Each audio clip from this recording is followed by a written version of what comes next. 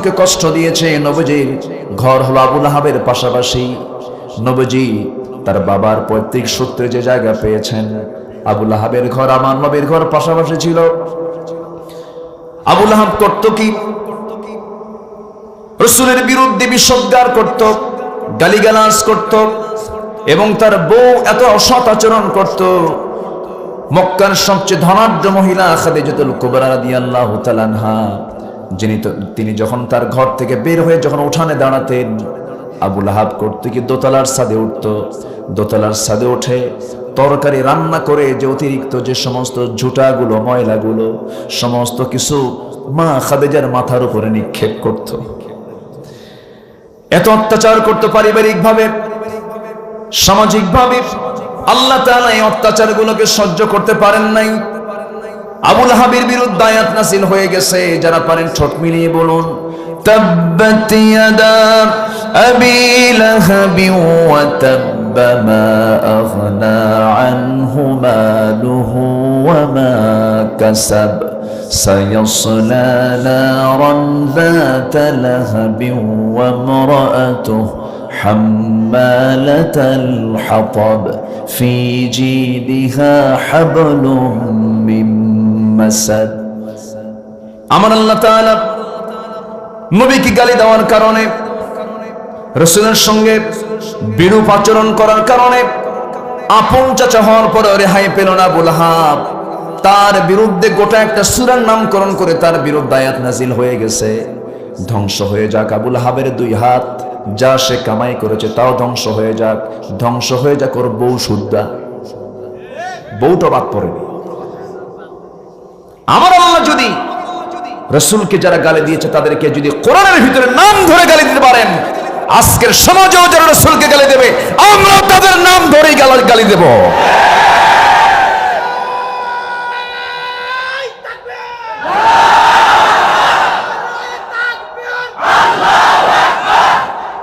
সম্মান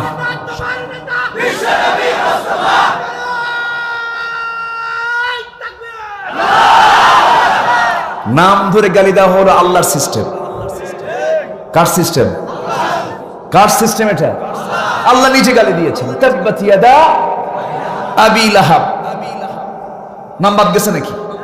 ইশারা করে গালি দিয়েছেন, নাম ধরে গালি দিয়েছেন। ওয়া আগরাকনা আলা ফিরআউন, আমি ফেরাউনের গোষ্ঠী শুদ্ধ ডুবাইছি। কার কথা? আসতে বলবেন না, কার কথা? অতএব বাতিলদের বিরুদ্ধে কথা হবে নরম সুরে নয়, গরম সুরে।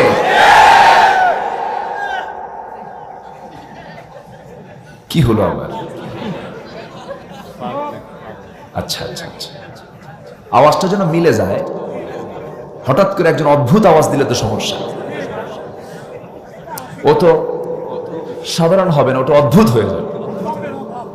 আচ্ছা, আমি কি আলোচনা চালাবো? কোন সমস্যা? এত সুন্দর নিরিবিলি পরিবেশ আজকে, আলহামদুলিল্লাহ। মাহফিলটা আজকে কানাই কানাই পরিপূর্ণ হয়েছে। আর এত ক্যামেরা আসছে, এত চোখ সব আমার দিকে। ঠিক আছে, সেই ফরিদপুর থেকে আসছে, ফরিদপুর ভাঙ্গার দেশের মানুষ। এখন তো ভাঙ্গার ভাঙ্গা নেই, ভাঙ্গা এখন চাঙ্গা, তাই না? ভাঙ্গা ভাঙ্গা চাঙ্গা না? চাঙ্গা। ভাঙ্গা নামটা হয়েছিল শুনেছি যে ওই দেশের মানুষ ছাতা ঠিক করত। এখন আর ছাতা ঠিক করা লাগে না, এখন বিশাল কিছু হয়ে গেছে। মামা হয়ে ভাঙ্গা যেতে ঢাকা থেকে মাত্র 40 থেকে 50 মিনিট লাগে। অনেক উন্নত হয়েছে। সে ভাঙ্গা থেকে আসছে। এদিক থেকে আরো বহু দূর থেকে এই ক্যামেরাম্যানরা আসছে। এদের উপরে খুব রাগ আপনাদের, না? দেখতে পাচ্ছেন না যে? আচ্ছা, কিন্তু এদের উপর রাগ করা যাবে না তো? তাও ঠিক, এটা কথা বলি। আচ্ছা, রাগ করা যাবে না কেন? এরা উপকার করছে না ক্ষতি করছে? এক সময় এই ক্যামেরা হুজুরের সামনে নিলে কি হতো বলেন তো? লা হাওলা ওয়ালা কুওয়াতা ইল্লা বিল্লাহ। হারাম হারাম, এই হারাম হারাম করতে করতে আজকে আমরা শত শত বছর পিছে চলে গেছি, ঠিক কিনা? এই মিডিয়া ফেরেশতাকে সন্ত্রাসী বানায়, সন্ত্রাসীকে ফেরেশতা বানায়। এই জন্য এটা দখল করার দরকার আছে না নাই? বাতিলদের ঘুম নাই, ইউটিউবের একটা বিশাল অংশ জুড়ে এখন ওয়াজ মাহফিল। ওদের ঘুম হচ্ছে না তো, এখন সব দখল করে আছে ওয়াজ মাহফিল। মানুষের গান শোনে না। সেই দিন কোন এক অভিনেতা, নাম বলবো না, খুব বড় মাপের অভিনেতা, আমি ফ্লাইটে আসতেছিলাম চিটাগাং থেকে ঢাকায় আসতেছি, দেখি যে আমার পাশে বসে গেছে। বসে আমার সালাম দিয়ে বলে, হুজুর আমি তো আপনার খুব ওয়াজ শুনি। কেউ ওয়াজ শুনেন তো অভিনয় তো ছাড়েন না, কেউ ওয়াজ শুনতে ভালো লাগে, কে এটাও অভিনয়? ওয়াজ শুনি আমরা অভিনয়ের মতো? ওয়াজ শুনতে হবে কি অভিনয়ের মতো? এখানে কি সুর শুনতে আসছি আমরা, না আমল করতে এসেছি? আমল শিখতে এসেছি। ওয়াজ শেষে কিছু কিছু লোক বলে, আরে হুজুর যা ওয়াজ করছে না খান, ওর আমলের কোনো স্থান দেয় নেই। এরকম আছে না নাই? আচ্ছা, সুর একখান দিছে হুজুর না, যে আলোচকে আলোচনা করুক না কেন, সে আলোচনা শোনার উদ্দেশ্য হতে হবে যা বলতেছেন আমি যেন আমার জীবনে আমল করতে পারি। আল্লাহ কবুল করুন, জোরে বলি আমিন। যে আলোচকই যে আলোচনা করেন না কেন, তার কি বাপের কথা কয় না কার কথা কয়? আল্লাহর কথা। অতএব কোন আলোচক কি খাটো চোখে দেখবেন না। এই যে ছোট্ট জুমার মসজিদ, আজান যখন হয়ে যায় জুমার দিন চলে যাবেন প্রথম কাতারে, আমার কোনো জায়গায় ঈর্ষা মনে হয় না, হিংসা লাগে না, কিন্তু আমি মসজিদে যাওয়ার পর আমার সামনের কাতারে যখন কোনো লোক দাঁড়ায়, আমি যখন জায়গা না পাই আমার হিংসা লাগে। আমি প্রথম কাতারে দাঁড়াতে পারলাম না। প্রথম কাতারে দাঁড়ানোর মর্যাদা কি যদি কেউ জানতো, টিকিট কেটে কেটে মসজিদে ঢুকতো। এখন তো টিকিট দূরের কথা, বান্দা মসজিদে হাজির হয় না। মসজিদের মধ্যে ঢুকছে গরু। একজনকে, তোমার কি হুঁশ নাই? তুমি এই জায়গায় গরু বেঁধে রাখছো, গরু ঢুকছে মসজিদের মধ্যে। গরুর তো বুদ্ধি নাই, এলেম কালাম নাই, এজন্য ঢুকছে। আর আমার বুদ্ধি আছে, এজন্য যাই না। কি কথা কি বুঝতেছেন আপনারা? গরুর বুদ্ধি নাই এজন্য ঢুকছে, আর আমার বুদ্ধি আছে এজন্য আমি যাই না। আল্লাহ তাআলা এই সমস্ত নির্বোধদের বলছেন, উলাইকা কাল আনআমি বাল হুম আদাল উলাইকা হুমুল গাফিলুন। এই সমস্ত বান্দাগুলো চতুষ্পদ জন্তুর চেয়েও জঘন্য। গরু তার মনিবকে চেনে, ছাগল তার মনিবকে চেনে, ছোট্ট পিঁপড়া তার মনিবকে চেনে, ছোট্ট চড়ুই পাখি বাবুই পাখি তার মনিবকে চেনে। কিন্তু বান্দা, ইন্নাল ইনসানা লাকাফুর, বান্দা এত অতিশয় অকৃতজ্ঞ যে আল্লাহ তাকে সব দিলেন কিন্তু সে আল্লাহকে ভুলে যায়। আমার ভাইয়ের একটু লাইনে আসি আমরা আবার। কোন সূরা বলেন? কোন সূরা? সূরা মাউনে কার লক্ষণ আল্লাহ তাআলা আলোচনা করেছেন? মুনাফিকের। আল্লাহ রাব্বুল আলামিন তার প্রিয় হাবিবকে মক্কায় জন্ম দিলেন, তিনি জন্মগ্রহণ করলেন, তার জন্ম হলো মক্কায়।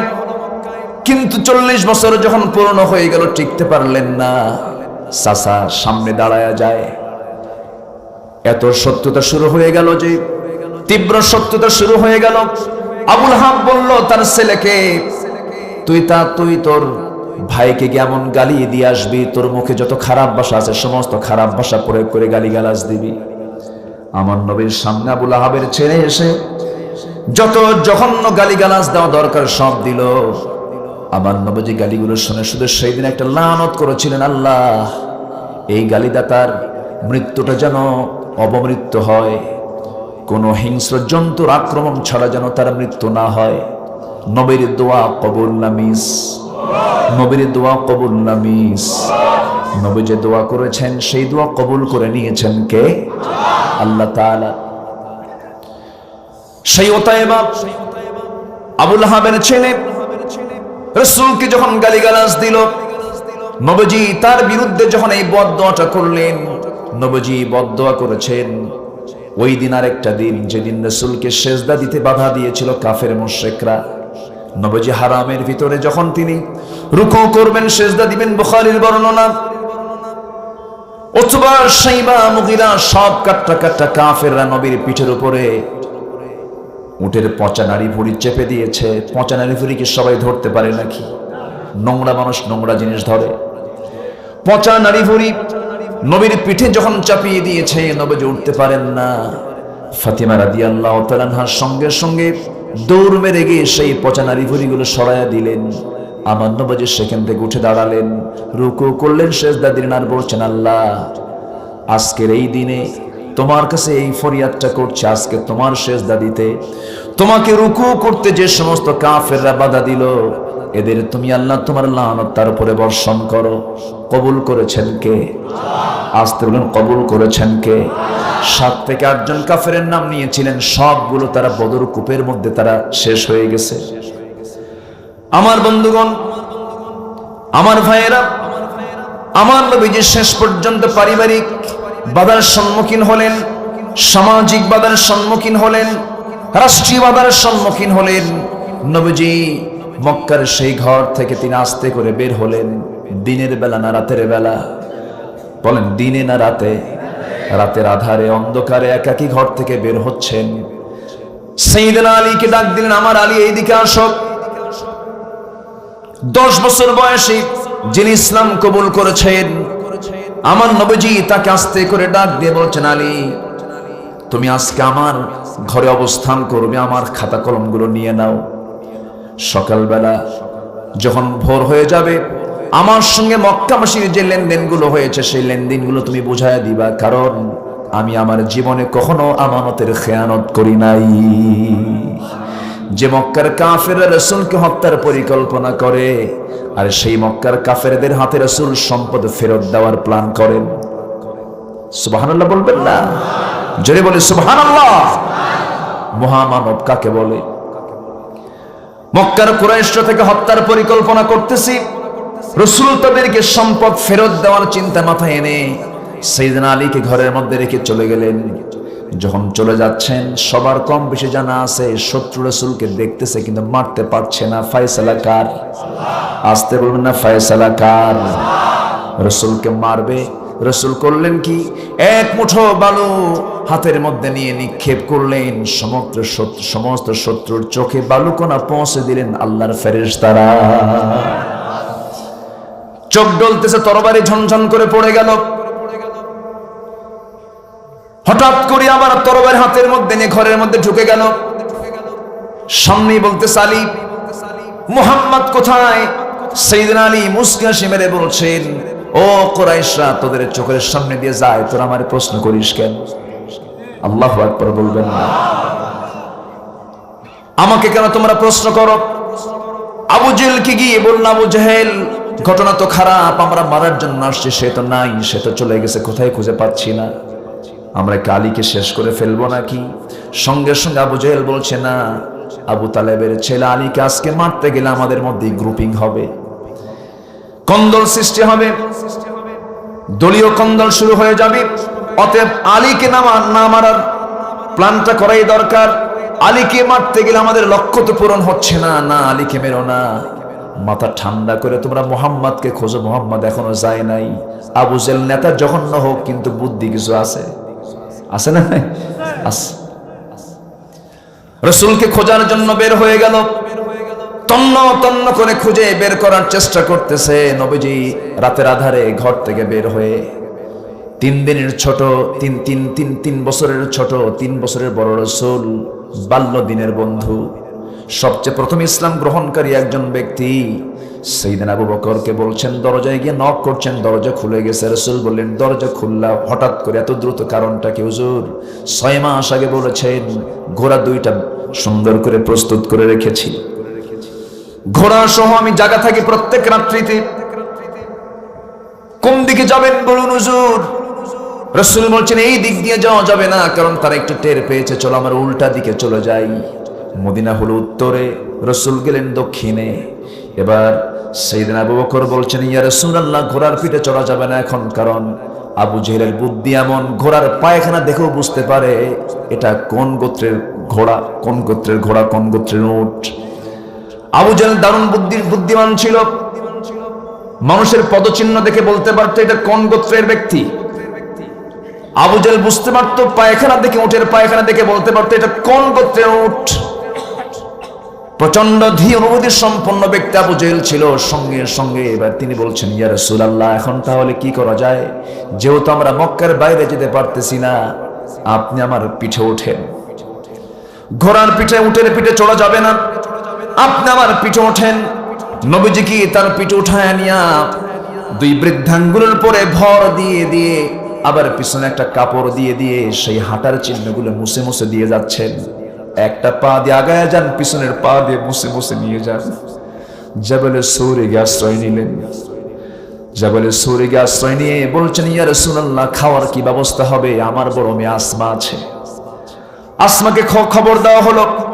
জাতুন নিতাকাইন যাকে বলা হয়, রাসূলুল্লাহর হাওয়ারির 3 ওয়াইফ ছিলেন।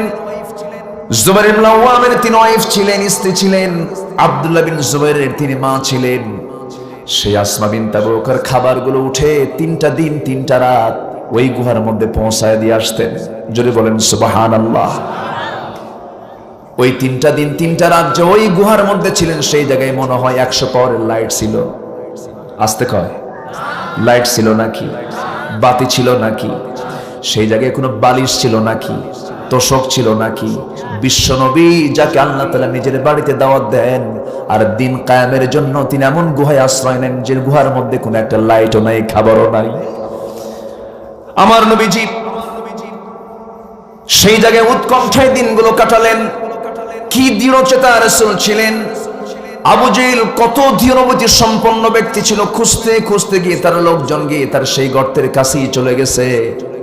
সেই গর্তের ভিতর থেকে আবু বকর টের পেয়েছেন কাফের মুশরিকরা মনে হয় চলে আসছে। সঙ্গে সঙ্গে সাইয়েদনা আবু বকর কাঁদতেছিলেন।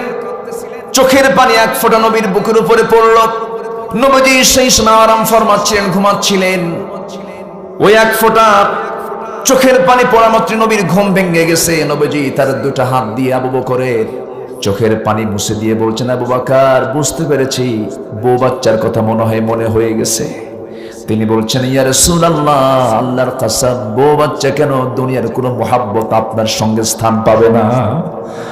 আমি আপনাকে আমার জীবনের চাইতে বেশি ভালোবাসি, তবে তার কাঁদো কেন হুজুর? ওই যে শত্রু আমাদের দেখে ফেলে দিয়েছে, কি টেনশন, কি টেনশন, পাইলেই শেষ করে দেবে।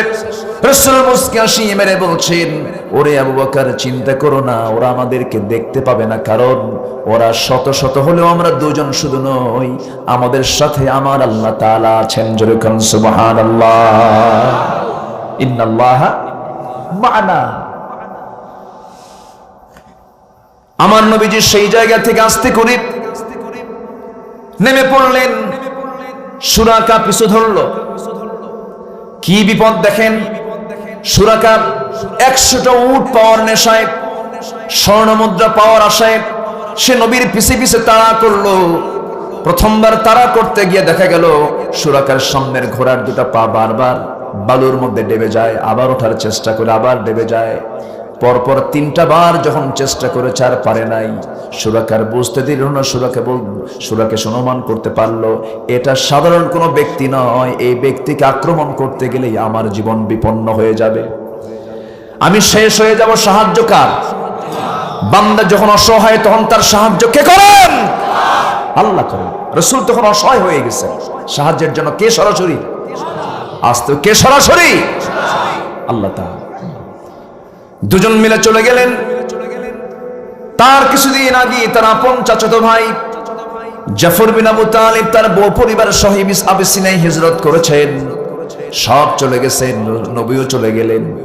বড় বড় ধনী সাহাবীরা সবাই বউ বাচ্চা ছেড়ে দিয়া, সবাই আত্মীয় স্বজন, সমস্ত কিছুর মায়া সব কিছু ছেড়ে দিয়া, খেজুর পাকা বাগান সব ছেড়ে দিয়ে সব মদিনায় চলে গেছেন। নবীজি সাহাবীদেরকে দেখে দেখে মাঝে মাঝে কাঁদেন আর বলছেন, ও আব্দুর রহমান, তুমি কত ধনী সাহাবী, আজকে তোমার বউ বাচ্চা টাকা পয়সা কিচ্ছু নাই। মুস্কি মুস্কি হাসি মেরে বলছেন, ইয়া রাসূলুল্লাহ, আবু জেহেল দখল করেছে আমার বাগান, আমার বাড়ি, আর আমি দখল করেছি জান্নাতের বাড়ি। জোরে বলুন সুবহানাল্লাহ। আমার নবীজি বলছেন, ও আব্দুর রহমান, তোমার জন্য কি করা যায় দেখি, একটা চেষ্টা করব আমি। মদিনার এক আনসারকে ডাক দিয়ে বলছেন, আনসার, আমার আব্দুর রহমান খুব ধনী সাহাবী ছিল, বউটাকে সাথে আনতে পারে নাই, বউ ঈমান আনে নাই, ছেলে মেয়েগুলো ঈমান আনে নাই। এত বড় তার ব্যবসা বাণিজ্য, সে কি করে খাবে তাকে দেখি আমার চোখের পানি আটকাতে পারি না। ও আমার আনসার সাহাবী, দেখো তো আমার আব্দুর রহমানের জন্য কিছু করা যায় নাকি, সে ব্যবসা বুঝে। সে আনসার সাহাবী করলেন কি, ঘোড়ার পিঠে তাকে উঠায় নিলেন, মদিনার সবচেয়ে বড় বড় দুইটা খেজুর বাগান দেখায় দিলেন। দুইটা বাগান দেখানোর পর বলছেন, ভাই এই দুইটা খেজুর বাগান তোমাকে দেখায় দিলাম, যে খেজুর বাগান তোমার পছন্দ হবে সেই বাগানই আমি এই মুহূর্তে তোমার নামে দলিল করে দেব। একটু জোরে বলি সুবহানাল্লাহ। কৃপণ না উদার? উদার। এবার আব্দুর রহমানও কম না, চুপ মেরে শুনতেছেন, কিছু বলেন না। এরপরে বলছেন, ভাই তোমার চাহিদার কেমন করে পূরণ করব? তুমি ইয়াং সাহাবী, তোমার বউ বাচ্চা ছিল, এখন তো বউ বাচ্চা নাই, বইয়ের দরকার আছে না নাই?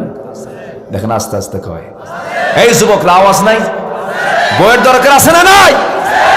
বিয়ে করে নিবা বাপ মা ছাড়া? হ্যাঁ, বাপ মা ছাড়া না বাপ মাকে জেনে? বাপ মাকে জেনে বিয়ে করতে হবে। যে বিয়ে বাপ মা জানে না সেই বিয়ে বাতিল। আসতে বলে কেন? যে বিয়ের খবর বাপ মা জানে না সেই বিয়ে বাতিল, বাতিল, বাতিল। কথা বোঝা গেল? কথা ক্লিয়ার? হ্যাঁ, ফতোয়া একটা দিয়ে দিলাম। কিন্তু আজকে কি হচ্ছে চোখের সামনে অবলীলা, একটা ছেলে একটা মেয়েকে নিয়ে হাঁটে, আমাদের চোখে বাজে না এটা, আমাদের চোখে মনে হয় এটাই ভালো, ঠিক না? কিন্তু আসলে কি এটা অপরাধ নয়? শুধু কি ছোট অপরাধ না বড় অপরাধ?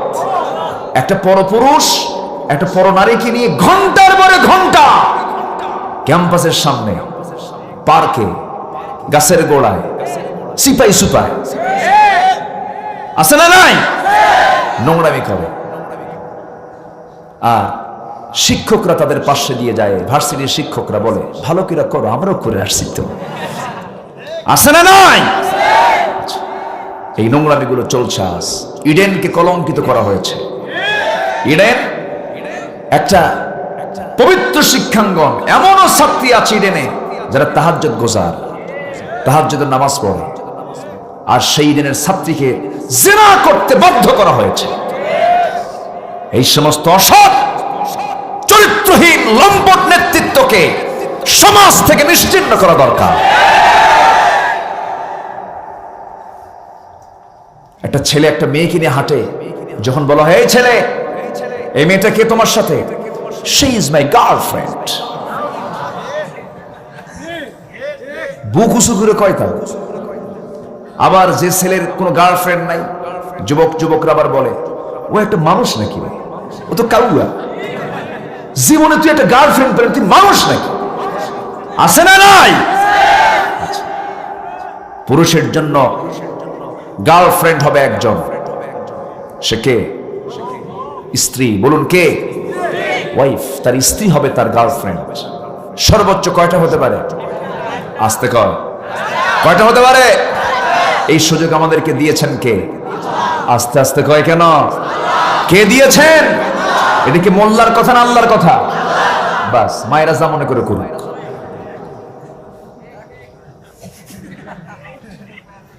রাগ করতেছেন আপনারা? আল্লাহর কথা তো, ফানকিহু মা তাবা লাকুম মিনান নিসা মাসনা ওয়া সুলাসা ওয়া রুবা। আল্লাহ দুটো দিয়ে শুরু করছে, তোমাদের মন মতো দুইটা, তিনটা, চারটা বিয়ে করো। মেয়েরা ভাবতেছে হুজুর কি বিপদে পড়লাম, স্বামী শুধু বিয়ে করতে চায়, আপনি কি অনুমতি দিয়ে দিলেন এগুলো? একজন প্রশ্ন করছে আপনার কয়টা? জি, খুব মানে ঠোঁট কাটা মানুষ, তাই না? ভালো ঠোঁট কাটা মানুষ যারা হয় তারা মুনাফিক হয় না। বলি আলহামদুলিল্লাহ। এখন একটাই আছে তো, আলহামদুলিল্লাহ। আমার 4টা ছেলে মেয়ে আছে, আল্লাহ আমাকে 3টা মেয়ে দিয়েছেন, একটা ছেলে দিয়েছেন। কেউ তো জোরে আলহামদুলিল্লাহ কইল।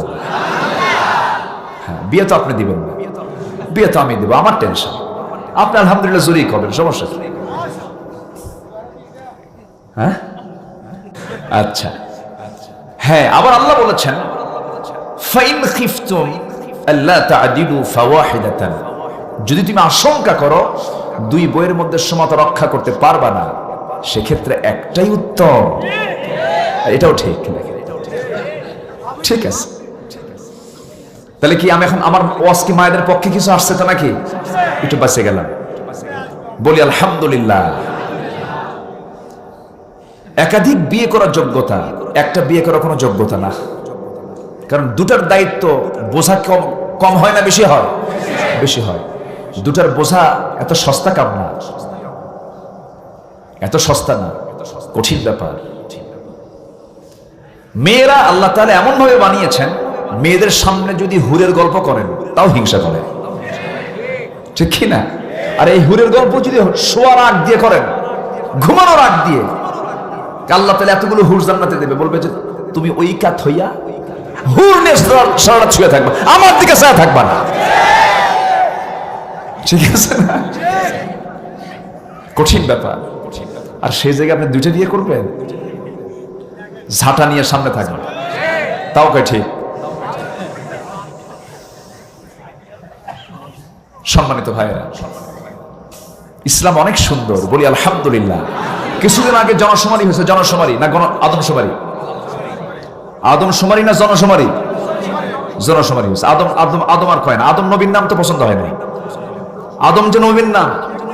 এবং আদম শব্দটা পাকিস্তান, ইন্ডিয়া, ইন্ডিয়া পাকিস্তান, এই উর্দু হিন্দিতে সব মানুষ কি বলে? আদমি। নেক আদমি সে দোস্তি করো, আছে না? ভালো লোকের সাথে লোককে তারা, মানুষকে তারা আদম বলে, আদম, আদমি। আমার দেশে আদম শুমারি, শুমারি জন, যদি আদম যদি জন হয়, শুমারিও চেঞ্জ করুক। শুমারি তো ফার্সি শব্দ। আদমের শুমারি মানে হলো জনগণের জরিপ। এটা আমাদের দেশে ছিল আদম শুমারি নামটা কেন? অনেক বছর আগ থেকে এই দেশে ফার্সি ভাষা ছিল একসঙ্গে রাষ্ট্রীয় ভাষা। এই জন্য আদালত, আইন, ইজলাস, এই শব্দগুলো ফার্সি থেকে এগুলো আসছে। তো আদম শুমারিতে যা শেষ ফিনিশিং হলো, আমার দেশে পুরুষ বেশি না মহিলা বেশি? ধরেন 50 থেকে 60 লাখ মহিলা বেশি হয়েছে। তাহলে 50 থেকে 60 লাখ মহিলা যদি বেশি হয়, এই বেশি মহিলাগুলো কি হবে? জাতীয় সম্পদ, রিজার্ভে থাকবে। হ্যাঁ না, এদের একটা সোশ্যাল সিকিউরিটি দরকার আছে, তাদের সামাজিক নিরাপত্তার দরকার আছে না নাই? একটা নারীর সামাজিক নিরাপত্তা একমাত্র কেবলমাত্র বিয়ে ছাড়া উপায় নাই, ঠিক কিনা? এই জন্য ইসলাম একাধিক বিবাহের ব্যবস্থা করে দিয়েছে। বিধবা আছে না নাই? তালাক প্রাপ্ত আছে না নাই? এদের সামাজিক নিরাপত্তার দরকার আছে না নাই? আচ্ছা, অনেকে আমরা এগুলো নিয়ে ভাবি না তো, খালি কই ইসলামের জায়গায় কেন বললো এই কথা? কোন এক হাজবেন্ড তার ওয়াইফকে বলতেছে, দেখো আমার ওই প্রতিবেশীর স্বামী, মহিলার স্বামীটা মারা গেছে, অসহায়, দিন পথ চলতে খুব কষ্ট হচ্ছে, তোর পাশে তো দাঁড়ানো দরকার, আমাকে প্রস্তাবও দিয়েছে ফ্যামিলি থেকে, আমি কি তাকে বিয়েটা করে নেব? বউ এরকম চোখ বানাইছে, ঠিক আছে তুমি যদি রাগ করো, আমি আর বিয়ে শাদী করতে যাবো না। বিয়ে করে নাই। আল্লাহর ফয়সালা, এই স্বামী, যে মহিলা বাধা হয়ে দাঁড়িয়েছে, এই মহিলার স্বামীটা হঠাৎ করে মারা গেছে, সে বিধবা হয়ে গেছে, বিধবার যন্ত্রণায় কাতরাচ্ছে। হঠাৎ করে তাকে বিয়ের প্রস্তাব দিয়েছে এক পুরুষ, তার আরেক স্ত্রী আছে। এই প্রস্তাব পেয়ে ভাবতেছে, প্রস্তাব তো আমার কাছে আসছে, কিন্তু যে আমাকে প্রস্তাব দিল তার ফ্যামিলি মানবে তো, তার স্ত্রী মানবে তো? রাতের আধারে সেজদায় পড়ে কেঁদে কেঁদে বলতেছে, আল্লাহ ওই পুরুষটার স্ত্রীকে সঠিক বুঝ দিয়া দাও। দেখেন কি কথা, কি বুঝতেছেন আপনারা? কথা কি বোঝা যায়? যার দুঃখ সে ছাড়া কেউ বোঝে না। বিধবার পাশে যে দাঁড়ায়, অনাথের পাশে যে দাঁড়ায়, ইতিমের পাশে যে দাঁড়ায়, সে মুমিন। আর ইতিমের পাশে যে দাঁড়ায় না, বিধবার পাশে যে দাঁড়ায় না, তারা হচ্ছে মুনাফিক। কথা কি বোঝা যায়? সূরার নাম কি বলেন? সূরার নাম কি? মাউন। আমার ভাইয়েরা, আজকে সমাজ এমন আছে, বউটাকে একটা সাইনবোর্ড রেখে হাজার নারীর সঙ্গে অকাম কুকাম করে। আসতে বলবেন না, আছে না নাই? তার চেয়ে আমার দাদারাই ভালো ছিলেন। দাদার আমলে দাদাদের বিয়ে বেশি ছিল, জেনা ছিল না। কিন্তু আজকের ভাইদের জেনা বেশি কিন্তু বিয়ে কম। আজ যে সমাজে বিয়েটা কঠিন হয়ে যাবে সেই সমাজে জেনা বেড়ে যাবে, আর যে সমাজে জেনা বেড়ে যাবে সেই সমাজে বিয়েটা কঠিন হয়ে যাবে। আজকে বিয়ে সহজ না জেনা সহজ? কি সহজ? জেনা সহজ হয়ে গেছে। পশ্চিমা ইউরোপ আমেরিকার সবচেয়ে বড় ষড়যন্ত্র হলো ইমানের বিরুদ্ধে, মুসলমানদের বিরুদ্ধে। তাদের সবচেয়ে বড় ষড়যন্ত্র হলো জেনা বেড়ে দাও, পর্দার পরিবেশ নষ্ট করে ফেলো, মেয়েদেরকে উলঙ্গ করে রাস্তা থেকে বের করে দাও। মুসলমানদের তাহজিব তামাদ্দুন ধ্বংস হয়ে যাবে, ঈমান নষ্ট হয়ে যাবে। এই জন্য আমার ভাইয়েরা, এই শেষ সময়, দুনিয়ার শেষ সময় বলবো আমি, কারণ কিয়ামতের আলামতগুলো আজকে আর সমাজে আছে না নাই বলেন? এই সময় ঈমানটাকে টিকে রাখার জন্য কু আনফুসাকুম ওয়া আহলিকুম নারা, সবাই আমরা নিজ নিজ পরিবারকে জাহান্নাম থেকে বাঁচানোর চেষ্টা করব। জোরে বলি ইনশাআল্লাহ, আরো জোরে বলি ইনশাআল্লাহ। আপনার মেয়েটা কোন প্রাইভেটে যায়, আপনার ছেলেটা কোথায় ক্লাস করতে যায়, আপনার বউ বাড়ি থেকে কোথায় বের হয়ে তার বান্ধবীকে কোথায় কোথায় চলে যায়, সমস্ত কিছু চেক আপ করার দরকার একজন স্বামীর, একজন বাবার, একজন বড় ভাইয়ের, একজন বাড়ির মুরব্বীর। আছে না নাই বলেন? আছে, খেয়াল করতে হবে সবার। আমার বন্ধুগণ, একটু কান লাগাবেন। বলছিলাম একজন সাহাবীর কথা। ওই সাহাবী বলছিল, আমার ভাই আব্দুর রহমান, যে কোনো একটা বাগান আমি তোমাকে দিয়ে দেব। মনে আছে নাকি আপনাদের? যে কোনো একটা বাগান আমি তোমাকে দিয়ে দেব। ওইদিকে একটা কথা কিন্তু ফিনিশিং দিতে পারি নাই। রাসূল বদ্ধ করেছেন আবুল হাবের ছেলের জন্য, একটা হিংস্র জন্তুর কবলে যেন তোর মৃত্যু হয়ে যায়, এমন একটা তিনি লানত করেছেন। আমার ভাইয়েরা, এই দিকে কি হলো? আব্দুর রহমান ইবনে আউফ কি ওই আনসার সাহাবী বলছেন, ভাই তুমি তো ইয়াং মানুষ, তোমার তো বউ বাচ্চা আছে, বিয়ে করা দরকার, যৌবন আছে, কিন্তু এই মদিনার কোন মেয়ের বাবা তোমার সঙ্গে তার মেয়েকে বিয়ে দেবে না, কারণ তোমার ঘর নাই, বাড়ি নাই, টাকা নাই, পয়সা নাই, কিচ্ছু নাই, তোমার সঙ্গে কোন মেয়েটা তোমার সঙ্গে দেবে? অতএব আল্লাহ আমাকে দুইটা স্ত্রী দান করেছেন, একটা স্ত্রীকে আমি তালাক দেব, সেই স্ত্রীকে তুমি তোমার বউ বানায়া নিবা। জোরে কোন সুবহানাল্লাহ। মুহাম্মাদুর রাসূলুল্লাহ ওয়াল্লাযীনা মাআহু আশিদ্দাউ আলাল কুফফারি রুহামাউ বাইনাহুম তারাহুম ركعا سجدا يبتغون فضلا من الله ورضوانا سيماهم في وجوههم من أثر السجود জোরে বলুন আল্লাহু আকবার। ঈমানদাররা পরস্পর রহমদিল হবে, কাফিরদের ব্যাপারে খুব কঠোর হবে। আশিদ্দাউ আলাল কুফফার রুহামাউ বাইনাহুম, মুমিনদের ব্যাপারে তারা খুব উদার হবে, উদার চিত্তের হবে। যে ব্যক্তি মুমিন কৃপণ হবে তার মধ্যে ঈমানের লক্ষণ না, মুনাফিকের লক্ষণ, মুনাফিকের লক্ষণ। আমার বন্ধুগণ, এই দুইটা প্রস্তাব আব্দুর রহমান ইবনে আউফ শুনলেন। দুনিয়াতে বসে কয়জন সাহাবী জান্নাতের সংবাদ পেয়েছেন? বলেন কয়জন? বলেন কয়জন? এর মধ্যে একজন হচ্ছেন আব্দুর রহমান ইবনে আউফ রাদিয়াল্লাহু তাআলা আনহু। এমনি জান্নাতের সংবাদ পান নাই, বাড়ি ছেড়েছেন, ব্যবসা ছেড়েছেন, খেজুর বাগান ছেড়েছেন, বউ ছেড়েছেন, সন্তান ছেড়েছেন, হিজরত করেছেন। আ'যামু দারাজাতান ইনদাল্লাহ والذين آمنوا وهاجروا وجاهدوا في سبيل الله أعظم درجة عند الله জোরে বলুন আল্লাহু আকবার। আল্লাহ তাআলা তাদের মর্যাদা দিয়ে দিলেন, এমন মর্যাদা দিয়ে দিলেন। আব্দুর রহমান ইবনে আউফ বললেন, ভাই আনসার সাহাবী, রাসূল তোমাকে যা বলেছেন তা আমার লাগবে না, আমার বউ লাগবে না, আমার খেজুর বাগানও লাগবে না, তুমি আমাকে ছোট্ট একটা ব্যবসা দেখায় দাও। ছোট্ট একটা ব্যবসা দেখায় দেওয়া হলো। ব্যবসা করতে করতে তিনি কয়েক রতি সোনা কামাই করলেন। রতি বোঝেন তো? আনি বেশি না রতি বেশি? আনি বেশি, রতি আরো কম। কয়েক রতি সোনা কামাই করলেন। সোনা কামাই করে লাভ যখন হয়ে গেল, মনে মনে ভাবলেন বিয়ে তো করার দরকার, বিয়েটাও করে নিলেন। কয়েক রতি সোনা কামাই করে বিয়েটা তিনি করে নিলেন। আর আজকে বিদেশে থেকে 20 বছর, 30 বছর, 40 বছর পার হয়, চুল সাদা কালো করে রাখে, একটু টান মারলেই সাদা বের হয়, আছে না নাই? বিয়ে করে না। বিয়ে করো না কেন? কি করে খাওয়াবো? ওর ইমান আছে? কি করে খাওয়াবো? এই কথা বললে কি ইমান থাকে? আমার বন্ধুগণ, বিয়েটা একটা জরুরি জিনিস। সমাজে বিয়েকে ইজি করে দেওয়া দরকার। অনেক ধনাঢ্য পরিবারের মুরব্বীরা ভুল করে ফেলেন, মেয়েকে ডাক্তার বানান, ইঞ্জিনিয়ার বানান। বানাতে আমি বলছি না আপনি বানাবেন না, ডাক্তার বানান, ইঞ্জিনিয়ার বানান। ছেলেকে বিশাল শিক্ষিত করে তোলেন, কিন্তু বিয়েটার যে সময় উপযুক্ত বয়স, সেই সময় বিয়ে না দিয়ে বিয়ের সময় হয়ে যায় 37 বছর, 40 বছর। আছে না নাই? আসতে বলবেন না, আছে না নাই? এটা ঠিক নয়। রাসূল তার মেয়ে ফাতিমাকে বিয়ে দিয়েছেন কম বয়সে। রাসূল তার আলীর সঙ্গে বিয়ে দিয়েছেন তার মেয়েকে খুব কম বয়সে। বিয়েটা উপযুক্ত বয়সে হওয়া দরকার, কারণ উপযুক্ত বয়সে না হলে পরে জেনার সম্ভাবনা আছে না নাই?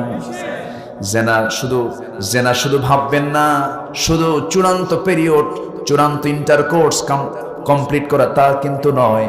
চোখের জেনা আছে, আছে না নাই? আমার বন্ধুগণ, আব্দুর রহমান ইবনে আউফ বিয়ের শাদী সম্পূর্ণ করলেন, কিন্তু বিয়ের ভিতরে রাসূল দাওয়াত পান নাই। কে দাওয়াত পায় নাই? সহিহ বর্ণনা, রাসূল দাওয়াত পাননি। রাসূল দাওয়াত মিস হয়ে গেছে। বিয়ে করার 3-4 দিন পর নবীর দরবারে হাজির হয়ে গেছেন। রাসূল বলছেন, আব্দুর রহমান, আজকে তোমার গায়ে সুন্দর পোশাক দেখছি, চেহারার মধ্যে একটা লাবণ্য ভাব লক্ষ্য করছি, তোমার গায়ে একটা সুগন্ধি লক্ষ্য করছি। আব্দুর রহমান, তুমি মনে হয় একটা কিছু ঘটাইছো। হুজুর, বিয়ে তো করছি। কি কথা কি বুঝতেছেন? রাসূল বাদ পড়ে গেছে। বিয়ে তো জরুরি জিনিস, আজকে এটাকে অতিরিক্ত মনে করা হয়। মাস্টার্স পাস আপনি করছেন, ভালো কথা, কিন্তু এর আগে আপনার জেনা হয়ে গেছে। এটা কোন পাস করলেন? হ্যাঁ, কুত্তা পাস না? ও আচ্ছা, যাই হোক, যে পাশে হয়। তাহলে গুনাহগার হওয়া যাবে? গুনাহগার হওয়া যাবে? অনেক কথা। আজকে ঘড়ি এত ঘুরতেছে কেন? হ্যাঁ, আলোচনা চালাবো? জোরে বলি ইনশাআল্লাহ। কেউ যাচ্ছেন না তো? আমরা সবাই থাকবো। কোন সূরা থেকে কথা বলছি? সূরা মাউন। আল্লাহ তাআলা রাসূলকে ডাক দিয়ে বলছেন, হে রাসূল, আপনি কি লক্ষ্য করেন নাই? আরাআইতা, আপনি কি লক্ষ্য করেন নাই? আল্লাযী ইউকাযযিবু বিদ্দীন, যারা আল্লাহর দ্বীনকে মিথ্যা সাব্যস্ত করে। এখানে দিন বলতে আখিরাতকে, বিচার দিবসকে বোঝানো হয়েছে, আবার কেউ কেউ দিনকে ইসলাম বোঝানো হয়েছে। দুইটা ব্যাখ্যা এখানে পাওয়া যায়। দিন মানে হলো মোটামুটি 19টা অর্থ দিনের আছে। এর মধ্যে একটা অর্থ হলো আল্লাহ তাআলা সূরা ফাতিহার মধ্যে সুন্দর দিনের পরিচয় দিয়েছেন। যারা পারেন ঠোঁট মিলিয়ে বলুন, আর-রহমানির রহিম মালিকি ইয়াউমিদ্দিন ইয়্যাকা না'বুদু ওয়া ইয়্যাকা নাস্তাঈন। জোরে বলুন আল্লাহু আকবার। আমার রব কি? যিনি আলামিন, রব্বুল আলামিন, যিনি গোটা বিশ্ব জগতের রব। আলাম এক বচন, আলামিন হলো বহু বচন। এই জগৎ একটা আছে না 7টা আছে? একটা না 7টা? আকাশ কয়টা? হ্যাঁ, একটা কে কইছে? সাবা সামাওয়াত, 7টা আকাশ। আমরা দেখি কয়টা? কিন্তু মূলত আকাশ কয়টা? 7টা আকাশ। এই আকাশটা কত বড়? বলেন। আমি যে বারবার প্রশ্ন করছি, রাগ করতেছেন মনে হয় আপনারা। আচ্ছা, আকাশটা কত বড়? আকাশের নিচেই থাকে হলো সূর্য। সূর্যটা হলো পৃথিবী থেকে 13 লক্ষ গুণ বড়, 9 কোটি 30 লাখ মাইল দূরে। আচ্ছা, তারকাগুলো যে আছে, প্রক্সিমা সেন্টারাই নামে একটা তারকা আছে, বেটেল জুইস নামে একটা তারকা আছে। প্রক্সিমা সেন্টারাই হচ্ছে সবচেয়ে কাছের তারকা, পৃথিবীর সবচেয়ে নিকটের তারকা হলো প্রক্সিমা সেন্টারাই। বেটেল জুইস নামে একটা তারকা আছে, যে তারকা সূর্যের চাইতে 33 কোটি গুণ বড়। মনে হয় বড় একটু কম হয়েছে, জোরে বলে সুবহানাল্লাহ। কত কোটি গুণ বড়? 33 কোটি গুণ। এরকম বেটেল জুইস, আড্রা, প্রক্সিমা সেন্টারাই, এরকম তারকা কোটি কোটি মিলে একটা করে গ্যালাক্সি। গ্যালাক্সির মধ্যে সমস্ত অসংখ্য কোটি কোটি তারকা থাকে। আচ্ছা, এরকম আবার গ্যালাক্সি মহাশূন্যে আল্লাহ তাআলা রেখেছেন কোটি কোটি। জোরে বলে সুবহানাল্লাহ। আচ্ছা, গেল। আমি যে কথাগুলো বললাম এগুলো কি আকাশের সাথে লাগানো না মহাশূন্যে? আকাশে লাগানো মহাশূন্যে? মহাশূন্য। ইদানিং পৃথিবীতে সবচেয়ে দ্রুতগামী একটা যানবাহন আছে অ্যাপোলো 11, যার ঘন্টায় গতি হলো 39,000 কিলোমিটার, সেকেন্ড গতি হলো 11 কিলোমিটার। 39,000 কিলোমিটার যার ঘন্টার গতি, এই অ্যাপোলো 11 যদি চড়ে কেউ ওই প্রক্সিমা সেন্টারাই নামক সেই তারকার দেশে যেতে চায়, সময় লেগে যাবে 1,15,000 বছর মাত্র। কি কথা কি বোঝা যায়? তাহলে এখন বলেন, আকাশ কত বড়, আকাশ কত দূরে? মহাশূন্য আকাশ। আবার এই আকাশ থেকে দ্বিতীয় আকাশ পেতে আবার আরেক মহাশূন্য, এরপর আকাশ। আবার দ্বিতীয় আকাশটা প্রথম আকাশের চাইতে কত বড়? মরু সাহারার ভিতরে যদি কেউ তার হাত থেকে একটা আংটি ফেলে দেয়, সাহারার তুলনায় আংটি যেমন ক্ষুদ্র, দ্বিতীয় আকাশের তুলনায় প্রথম আকাশ তেমনই ক্ষুদ্র। আচ্ছা, এরকম করে তৃতীয় আকাশ, চতুর্থ আকাশ, পঞ্চম আকাশ, ষষ্ঠ আকাশ, ইনদা সিদরাতিল মুনতাহা, সেখানে আছে সীমানার একটা গাছ, পিলার, সীমান্ত বর্ডার। জিবরিল আমিন আলাইহিস সালাতু ওয়াস সালাম সেখানে গিয়ে থেমে গিয়েছিলেন মেরাজের সময়। যেতে পারবো না, এটা নিষিদ্ধ এরিয়া। রাসূল আপনি যান, আল্লাহ তাআলা আপনার জন্য স্পেশাল ফ্লাইট পাঠাচ্ছেন। জোরে বলে সুবহানাল্লাহ। আমার নবীজি সেই সফর করেছেন। আল্লাহ তাআলা কোথায়? একটু ঠিকানা নেওয়ার দরকার আছে না নাই? এরে ভাই, একটু গুরুত্ব দিয়ে শোনেন। আমার সবচেয়ে আপন কে? আমার সবচেয়ে বড় আপন কে? আমার সবচেয়ে প্রিয়জন কে? আমাকে সবচেয়ে বেশি ভালোবাসেন কে? তার কি একটু ঠিকানা জানার দরকার আছে না? আছে না? আছে। তিনি কোথায়? আর রহমানু আলাল আরশি ইস্তাওয়া। এই সাতটা আকাশ পেরিয়ে আরশ আজিম, আরশ আজিমে আছে হলো ওয়াসিআ কুরসিয়ুহুস সামাওয়াতি ওয়াল আরদ, সেখানে তিনি সমাসীন আছেন। আমার আল্লাহ সাব্বিহিসমা রাব্বিকাল, সাব্বিহিসমা রাব্বিকাল আ'লা, সবার উপরে। আ'লার তাফসীর হচ্ছে এগুলো। আল্লাহ কত উপরে? সবার উপরে। কত উপরে? এই মহাশূন্য পেরিয়ে সবার উপরে আরশ আজিমে আমার আল্লাহ আছেন। সুবহানাল্লাহ বলেন। তাহলে এত উপরে আল্লাহ আছেন, আমরা যাব কেমনে? টেনশন আছে না নাই? আমার সবচেয়ে বেশি প্রিয় কে? আল্লাহ তাআলা। আমাকে যে জান্নাত দেবেন, সেই জান্নাতটা কোথায়? চুপ করে আছে সবাই। কি কোথায়? কালু একটা কিছু বলতাম তো। আচ্ছা, আকাশে বলছে। হ্যাঁ, কিছুটা রাইট হয়েছে। আকাশে না, আল্লাহ তাআলা জান্নাতটা কোথায় রেখেছেন? আল্লাহ তাআলা এক, আল্লাহর সবচেয়ে কাছের বান্দীদের একজন, তার দোয়া দিয়ে আল্লাহ তাআলা জান্নাতের ঠিকানা মানে ফাইন্ড আউট করেছেন, উত্তর ক্লিয়ার করে দিয়েছেন। জোরে বলি সুবহানাল্লাহ। জান্নাতে যেতে চান না সবাই? আস্তে আস্তে কয় কি এই বাংলাদেশের বিমানে চলে যাবেন নাকি? এরকম কোন বিমান? সেই জান্নাতে যাওয়ার পন্থা আছে না নাই? আচ্ছা, সেই জান্নাতটা কোথায়? সেই জান্নাতটা হচ্ছে ওই আসিয়ার দোয়ার মধ্যে পাওয়া যাবে। বলবো? আগ্রহ আছে আপনাদের? আছে? আগ্রহ আছে? এখন আছে? আমার বন্ধুগণ, দুনিয়ার সামান্য টাকার জন্য, সামান্য দলীয় পদের জন্য আমরা আল্লাহকে বলে যাই, নারে তাকবীরের স্লোগান একজন দিল, কি দোষ যেন হয়ে গেল। আছে না? আছে না? নাই?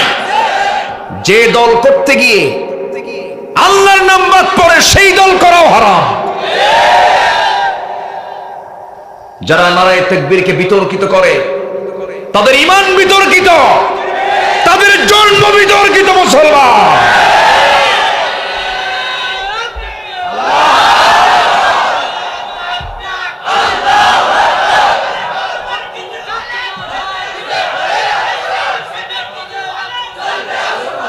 নারে তাকবীর।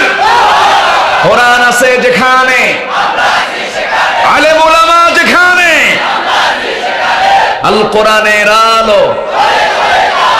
আল্লাহ কবুল করুন। আরো জোরে আমিন, আরো জোরে আমিন। নারে তাকবীর বলা যাবে না, এই কোন কথা? জন্ম নিয়েছ আজান শুনে, নামাজ পড়ো তাকবীর দিয়া, আজান শুরু তাকবীর দিয়া, মরার পরে জানাজা হবে তাকবীর দিয়া। ভুলে গেছো? তোমার মৃত্যুর পরে যে আল্লাহু আকবার বলা হবে সেটা বন্ধ করবা? যদি তাই বন্ধ করতে চাও, তোমার বিদায় হওয়া দরকার কুত্তা বিদায়ের মতো। সব বাদ দেব, আল্লাহকে বাদ দেওয়া যাবে না। রাজি আছেন না সবাই? আল্লাহ ছিলেন, আছেন, থাকবেন। আল্লাহু লা ইলাহা ইল্লা হুয়াল হাইয়ুল কাইয়্যুম।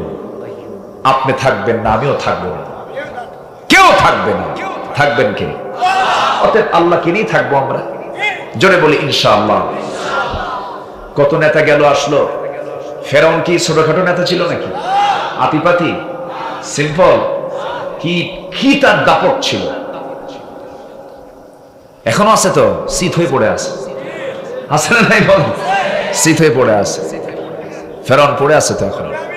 হ্যাঁ, রামসিস, কি তার পাওয়ার। আনা রাব্বুকুমুল আলা।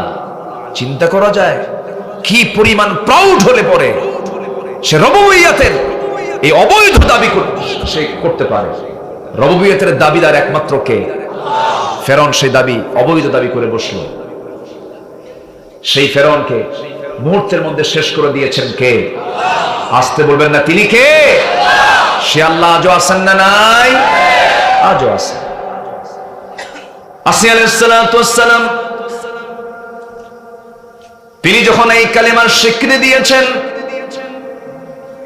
মুসাকে আল্লাহর পয়গম্বর হিসেবে গ্রহণ করে নিয়েছেন, সেই ফেরাউন বলে ফেলল, আসিয়া শেষ পর্যন্ত তুমি আমার পথ ছেড়ে, আমার দল ছেড়ে, আমার দিয়ে দেওয়া পথ ছেড়ে তুমি মুহাম্মাদের দ্বীনকে গ্রহণ করে নিলে। সঙ্গে সঙ্গে আসিয়া আলাইহিস সালাতু ওয়াস সালাম বললেন, দিন তো মুহাম্মাদের না, ইন্নাদ দীনা ইনদাল্লাহিল ইসলাম। দিনটা কার? আসতে বলবেন না কার? অতএব ইসলাম চলবে অন্য কারো নিয়মে না আল্লাহর নিয়মে। ইসলাম তো অন্য কারো নাই, অন্য কারো নিয়মে চলবে। আমার বন্ধুগণ, আমার দিকে একটু তাকান। আসিয়া আলাইহিস সালাতু ওয়াস সালাম যখন শেষ সময় যখন তার চলে এলো, যখন তাকে দুনিয়া থেকে বিদায় করে দেবে, চূড়ান্ত প্ল্যান যখন হয়ে গেল, আসিয়া আলাইহিস সালাতু ওয়াস সালামকে ফেরাউন সর্বশেষ তাকে প্রস্তাব দিয়ে বসলো, আসিয়া আমি তোমাকে কি দেই নাই? সব তো দিয়েছি। ভালো আছেন? আমি তোমাকে মিসেসের মর্যাদা দিয়েছি, রাষ্ট্রীয় মর্যাদা দিয়েছি। কোনদিন আমি তোমাকে টু শব্দ বলে কোনো গালি দেই নাই। ফেরাউনের ব্যক্তিগত কিছু ভালো দিক ছিল, সেই বউয়ের সঙ্গে কখনো ঝগড়া করে নাই। আমরা করি? সব তো হাসান বসরি হয়ে বসে আছে। ঝগড়া হয় না? ঝগড়া হয় না? ঝগড়া হবে, কিন্তু মাত্রা ছাড়া হওয়া যাবে না। ঝগড়া হবে না কেন? একটু অভিমান, একটু অনুরাগ, একটু ভুল বোঝাবুঝি, শ্বশুর বাড়ি যাওয়া না যাওয়া, পেঁচটাচ লাগে না? লাগে। কাপড় চোপড় কিনতে ওর পছন্দ হয় না, লাগবেই তো কম বেশি, কিন্তু মাত্রা ছাড়া হওয়া যাবে। ফেরাউনের সাথে কোনোদিন তার স্ত্রীর পারিবারিক জীবনে, দাম্পত্যময় জীবনে কোনো কলহ হয়নি। কোনোদিন কোনো কিছু না লাগেনি। শুধু লেগেছে একটা কারণ, সেটা হচ্ছে ঈমানের কারণ। কিসের কারণ? ঈমানের কারণ। মুসা আলাইহিস সালাতু ওয়াস সালাম কেমন করে সেই দুর্গের ভিতরে আল্লাহ তাআলা তাকে ঢুকায়া দিলেন, ফেরাউনের প্রাসাদের মধ্যে ঢুকায়া দিলেন, বড় হলেন, নবুয়ত পেলেন। সেই দাওয়াত পৌঁছে গেল ফেরাউনের দুর্গে, ফেরাউনের বাড়িতে। আসে ইসলাম কবুল করে নিলেন। ফেরাউন তার বইয়ের কথা শুনতো, পরামর্শ দিলে শুনতো। বইয়ের কথা কে না শোনে? আমরা শুনি না? আস্তে আস্তে খাওয়াই। বইয়ের কথা শুনি না আমরা? বইয়ের কথা না শুনলে হবে? শুনতে হবে। হ্যাঁ, ছোট ছোট বাচ্চাও যা কয় শোনো, কি যে শোনে আল্লাহ জানে। এই জন্য হাসতেছে মনে হয়। মায়ের কথা বাপ শুনে সেই জন্য খুশি। ও আচ্ছা, ওই মায়ের কথা বাপ শুনে সেজন্য সোল কইছে। দেখছেন, উনি আবার মান্তিক খাটাইছে। আচ্ছা, যাক, সমস্যা নেই। তো এক রাজা প্রজাদের মাঝে ঘোষণা করেছে যে প্রজা বইয়ের কথা শুনে না তাকে একটা করে ঘোড়া দেওয়া হবে, আর যে প্রজা বইয়ের কথা শুনে তাকে তো তেমন পুরস্কার দেওয়ার এই দরবার থেকে কোনো সিদ্ধান্ত হয়নি, তাকে একটা করে ডিম দেওয়া হবে। এক প্রজা এসে বলতে, জাহাপনা, আমি আপনার কাছে এসেছি, আমি জীবনে কখনো আমার বইয়ের কথা শুনি না। ঠিক আছে, ওই আস্তাবল থেকে ঘোড়া নিয়ে যা। আস্তাবল থেকে সে একটা কালো ঘোড়া নিয়ে চলে গেছে বাড়িতে। কালো ঘোড়া দেখি বউ বলে, ঘোড়া আনলা আনলা, কালো ঘোড়া আনে, যা এটা থুই আর লাল ঘোড়া নিয়ে আসে। আচ্ছা ঠিক আছে, যাচ্ছি। কি কথা কি বুঝতেছেন আপনারা? চলে গেছে, যা বলতেছে, জাহাপনা, ঘোড়া তো নিয়ে গেছিলাম, কিন্তু কালো ঘোড়া তো চলবে না, কেন? লাল ঘোড়াটা দরকার। কেন লাল ঘোড়া তোমার কি দরকার? বউ বলে দিল কালো ঘোড়া নাকি ভালো না। রাজা বলে, ঘোড়া থুইয়া ডিম নিয়ে যা। কি কথা কি বলছেন?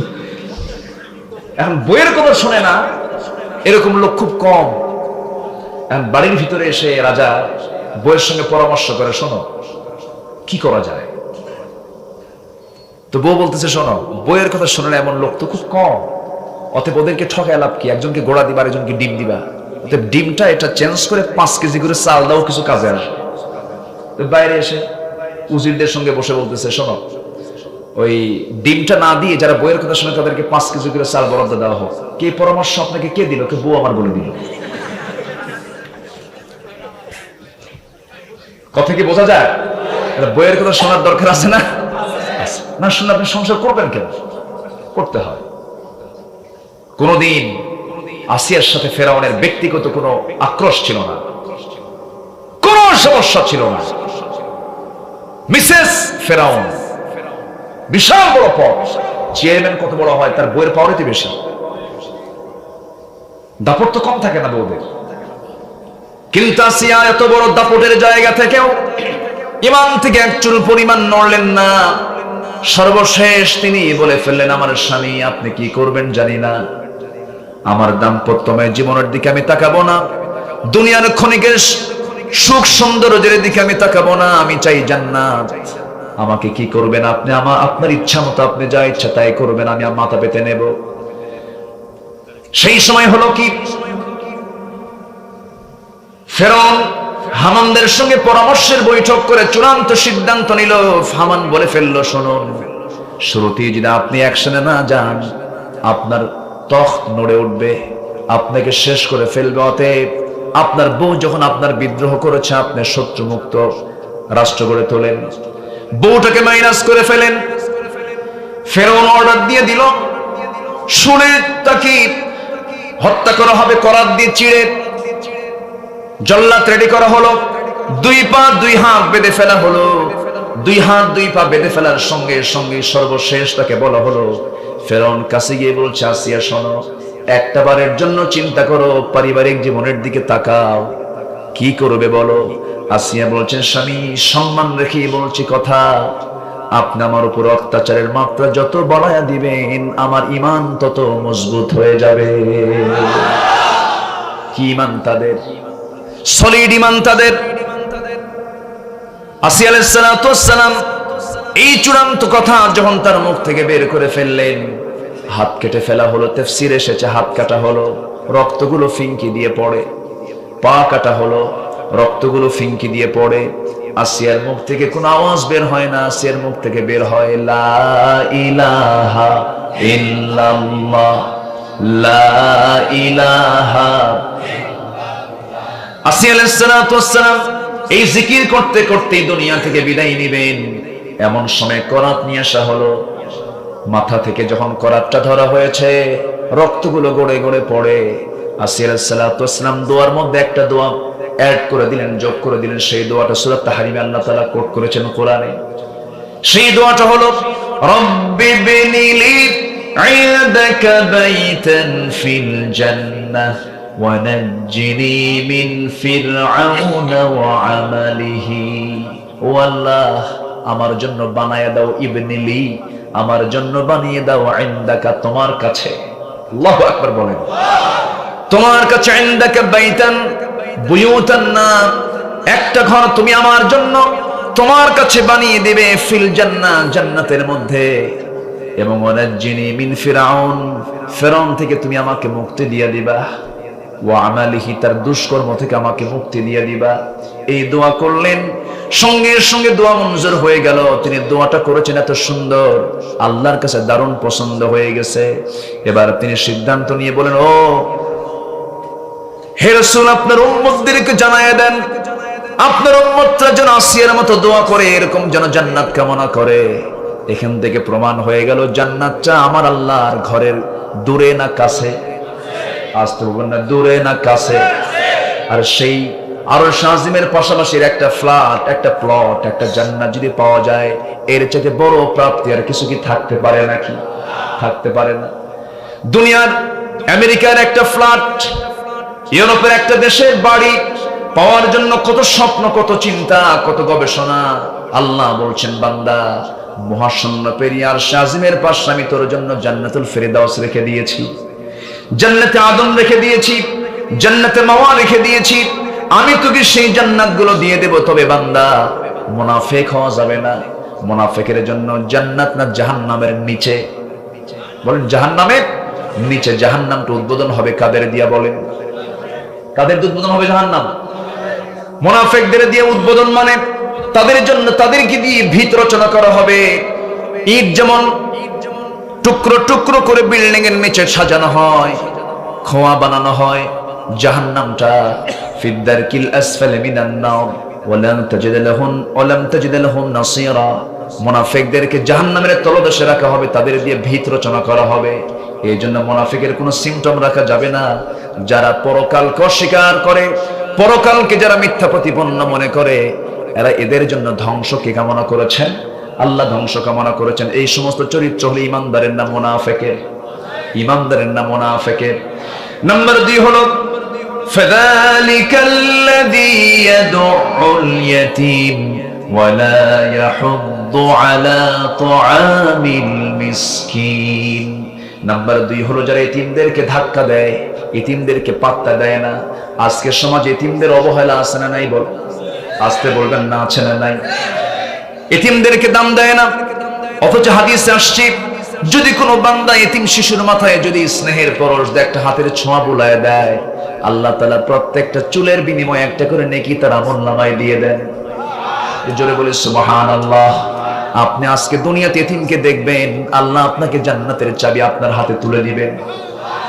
এতিমের মাল মেরে খাবেন, এতিমের মাল সম্পদ জায়গা দখল করে খাবেন, ভাতিজার মাল মেরে খাবেন, ভাতিজার জায়গা মেরে খাবেন। আপনি চাচা, আপনার ভাই মারা গেছে, আপনি ভাতিজার মাল তো পেটে তুলেন নাই, আপনি জাহান্নামের আগুন পেটের মধ্যে তুলে নিয়েছেন। কোরআনের কথা। আমার নবী যে এতিম ছিলেন, এতিমদের দুঃখ তিনি জানতেন, বুঝতেন। এতিমদের ব্যাপারে খুব শক্ত অবস্থান ইসলামের। এই জন্য এতিমদের পাশে আমরা দাঁড়াবো। জোরে বলি ইনশাআল্লাহ, আরো জোরে বলি ইনশাআল্লাহ। যত বড় দুর্বল সমাজের মানুষ, সে আমার কাছে সবচেয়ে বেশি মজবুত হয়ে যাবে। দুর্বল লোকগুলোর পাশে যদি, মাজলুমদের পাশে যদি কেউ দাঁড়ায়, আল্লাহ তার পাশে দাঁড়াবেন। আমার নবীজি অসহায়দের পাশে দাঁড়িয়েছেন, আমার নবীজি দুষ্টদের পাশে দাঁড়িয়েছেন, আমার নবী জামানতের কখনো খেয়ানত করেন নাই। এটা আমার নবীজি নবুয়ত পাওয়ার পূর্বের চরিত্র, আগের থেকেই তার এই চরিত্রগুলো ছিল। এই দিকগুলো আমার আপনার মধ্যে থাকতে হবে। দিনকে মিথ্যা প্রতিপন্ন করা যাবে না, এতিমকে ধাক্কা দেওয়া যাবে না, মিসকিনদেরকে খাবার দেন উৎসাহ না দিলে এটা মুনাফিকের লক্ষণ। দেখবেন কোন অসহায় লোক আপনার বাড়ির সামনে আসছে, কিছু কিছু লোক বলে তুমি কি নামাজ পড়ো নাকি? ভিক্ষা করার শর্ত কি নামাজ পড়া? আসতে কন কেন? ভিক্ষা করার শর্ত কি নামাজ পড়া? ইমানের শর্ত নামাজ পড়া। একটা হিন্দু আসতে পারে আপনার কাছে, বৌদ্ধ আসতে পারে আপনার কাছে, সে মানুষ, আপনার দ্বারস্থ হয়েছে। তোমার কাছে কোন সাইল চলে আসলো, সেই ধর্মের যে ধর্মের হোক না কেন, তোমার কাছে যে এসে চেয়েছে, তুমি তাকে ধমক দিও না। ধমক দিবা তুমি মুনাফিক হয়ে যাবা, বড় পাপী হয়ে যাবে তুমি। এগুলো মুনাফিকদের লক্ষণ। এই জন্য দিলটা আমরা নরম নরম করব, দিলটা আমরা অত্যন্ত সফট করব। অসহায়দের পাশে আমরা দাঁড়াবো, অসহায়দের পাশে আমরা দাঁড়িয়ে তাদের অধিকার প্রতিষ্ঠা করার চেষ্টা করব। আমার রাসূল এই চেষ্টাই সারা জীবন করেছেন। আমার ভাইয়েরা, আমার নবীজি মক্কা থেকে যখন মদিনায় যখন হিজরত করলেন, একজন সাহাবী তখন রাসূলের হিজরতের কথা শুনে তিনি ভাবলেন আমিও মক্কায় থাকবো না, আমিও চলে যাব। বউটাকে ডাক দিলেন, বউটাকে ডাক দিয়ে বললেন আমার বউ চলো, তুমিও চলো, যাই সঙ্গে যাই। ঠিক আছে, আমিও যাব। বাচ্চা একটা ছেলে, তাকে সঙ্গে করে নিয়ে রওনা দিবেন। এমন সময় শ্বশুর বাড়ির লোকজন জোর করে তার বউটাকে নিয়ে চলে গেল। ভাইয়েরা তার ছেলেটাকে জোর করে নিয়ে চলে গেল। মুস্কি হাসি মেরে বললেন বউ নিয়ে গেছো, সমস্যা নাই, ছেলে নিয়ে গেছো, আমার কোনো সমস্যা নাই, কিন্তু তোমরা আমার ঈমানটা তো নিয়ে যেতে পারো নাই। আমি একা চললাম মদিনার পথে, একা একা চললেন, বউ সারা চলে গেলেন। আমার বন্ধুগণ, সেই সাহাবীর নাম হচ্ছে আবু সালমা রাদিয়াল্লাহু তাআলা আনহু। উম্মে সালমা তার স্ত্রী ছিলেন। আবু সালমা উম্মে সালমার দাম্পত্যময় জীবন খুব সুখময় ছিল। উম্মে সালমা আবু সালমা রাদিয়াল্লাহু তাআলা আনহু একদিন গল্প করতেছেন, গল্প করতে করতে বলছেন আমার স্বামী আপনাকে একটা প্রশ্ন করব, কি আমি যদি আপনার আগে মরে যাই আপনি কি বিয়ে করবেন নাকি? এবার সাহাবী মুস্কি হাসি মেরে বলছেন কেন, তোমার কাছে কি মনে হয়? তুমি যা মনে করবে আমি তাই করব। আমার মন বলছে আপনি বিয়ে করতে পারবেন না, আমার জায়গায় কাউকে দেব না। মেয়েরা এই ক্ষেত্রে নরম না শক্ত? শক্ত। আপনারটা বেশি পার্সেন্ট মনে হয়। আবু সালমা রাদিয়াল্লাহু তাআলা আনহু, উম্মে সালমা এমন কথা শুনে মুস্কি একখান হাসি মেরে বললেন উম্মে সালমা যাও, এমনটা যদি হয়, তুমি যদি আগে দুনিয়া থেকে বিদায় হও, আমি যদি বউহারা হয়ে যাই, জীবনে আমি কোনো বউ আমার ঘরে তুলবো না, কিন্তু এমনটা দোয়া আমি তোমার জন্য করবো না যদি উল্টা তা হয়ে যায়।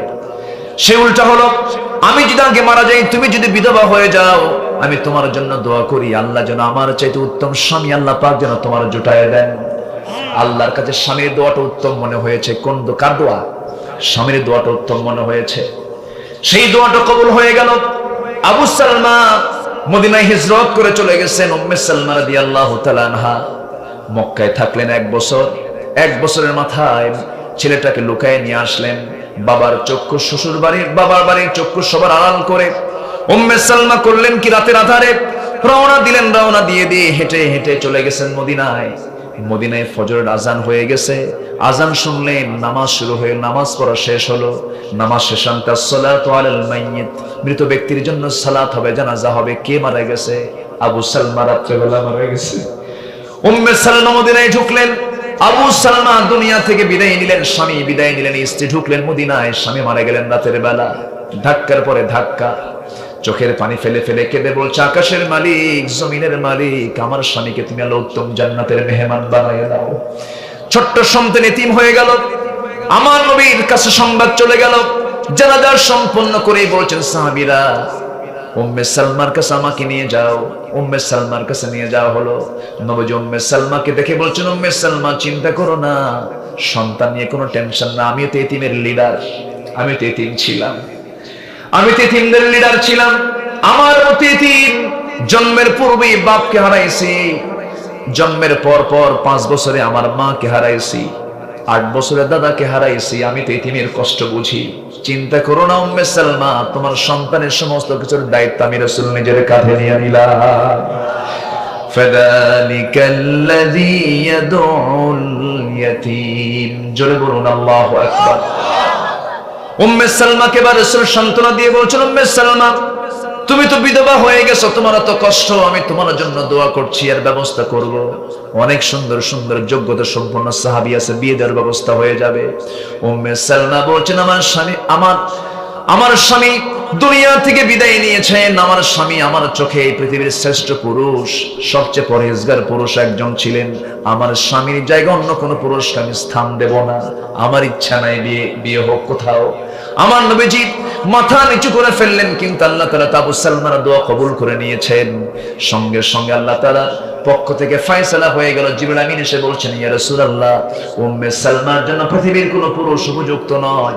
উম্মে সালমা এত পরহেজগার নারী, এই উম্মে সালমার জন্য আপনি তাকে বিয়ের প্রস্তাব দিয়ে দিন। জোরে কোন সুবহানাল্লাহ, জোরে বলি আল্লাহু আকবার। আমার ভাইয়েরা, মাজলুমের পাশে, অসহায়ের পাশে সামাজিক হতে হবে আমাকে আপনাকে।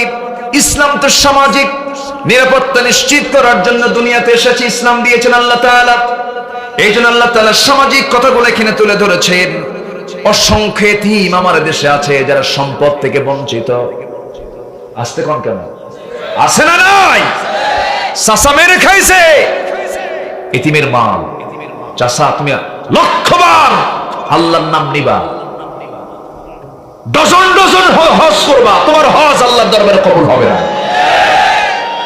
আছে না, আছে না, আছে না? আচ্ছা, চাচা একটা পাইছে, মেরে খাওয়ার লোক আছে না নাই?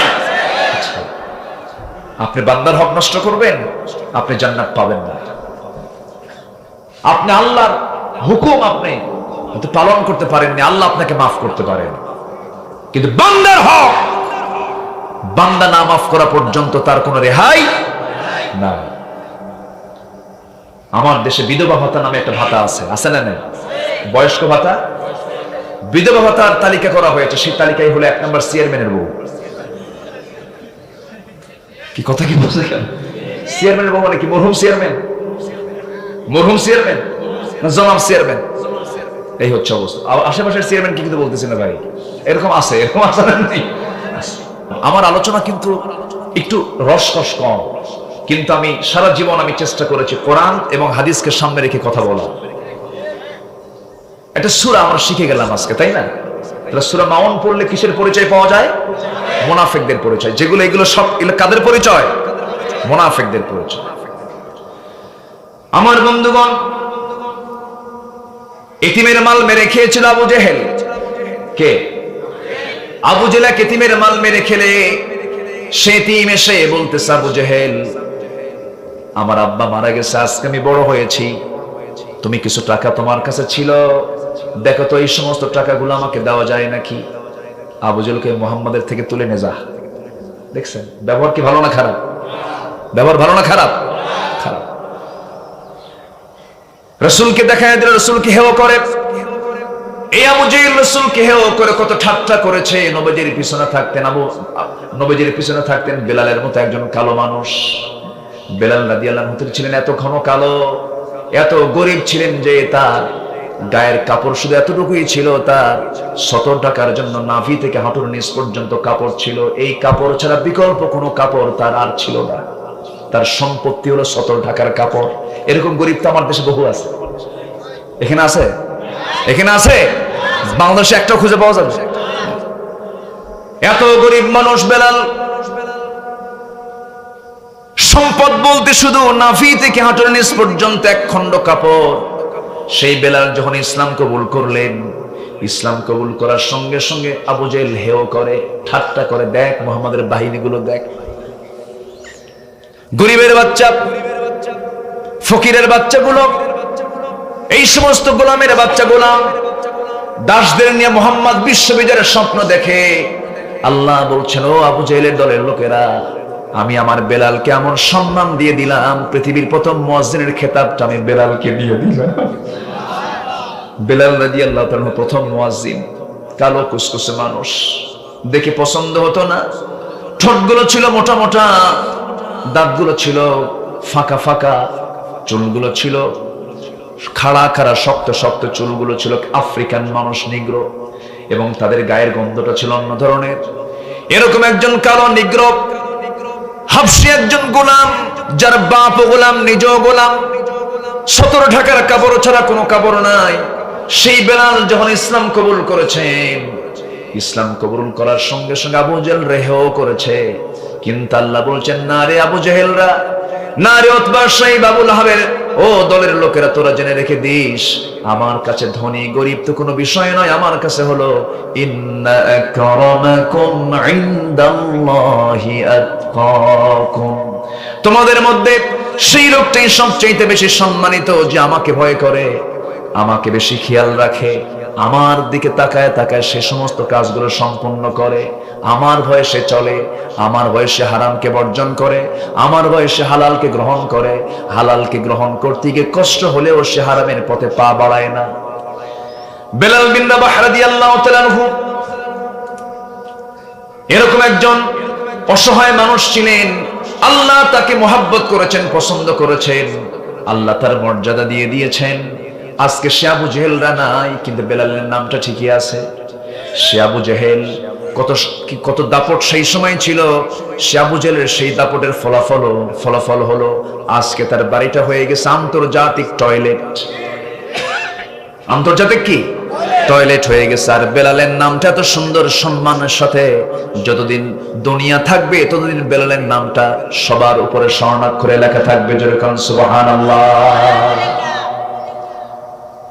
বেলালের আযানটা ছিল এত দামি, বেলাল আযান না দিলে সাহাবে কেরামের তৃপ্তি হতো না। কিন্তু রাসূল যখন মারা যান, আযান বন্ধ হয়ে গেল, কেউ বেলালকে আযান দেওয়াতে পারে না।